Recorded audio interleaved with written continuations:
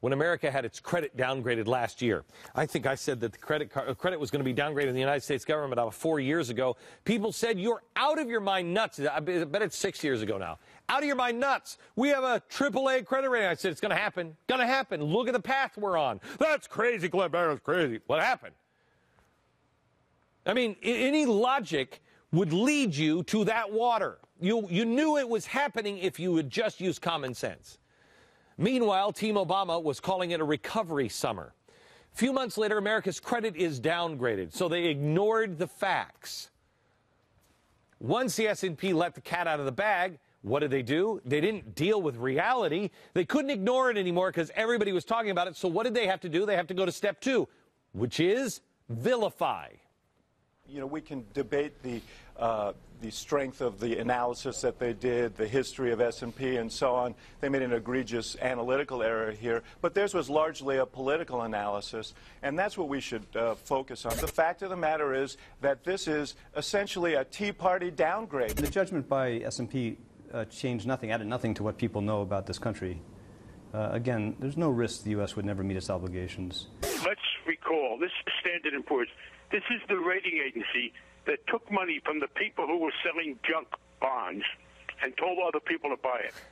These are the people who have one of the worst records of incompetence and irresponsibility around. We'll get through this. I don't think this is as serious as it could be if the other two rating agencies had downgraded. This is not an issue of credit rating. Right.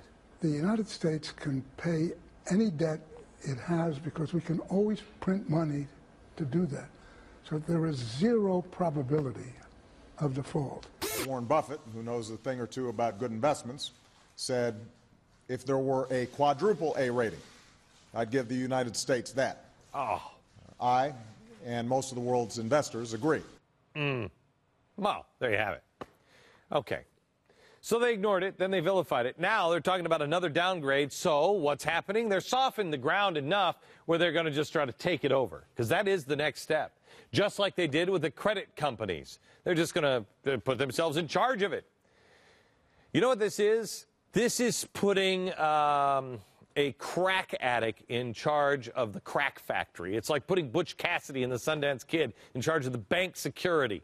John Wayne Gacy, hey, John, go ahead, open up that daycare center or clown school. I know. Let's put Michael Moore in charge of the filling room at the Twinkie factory. It won't work. It's crazy. Progressives are seizing power. And November 6th is the point of no return.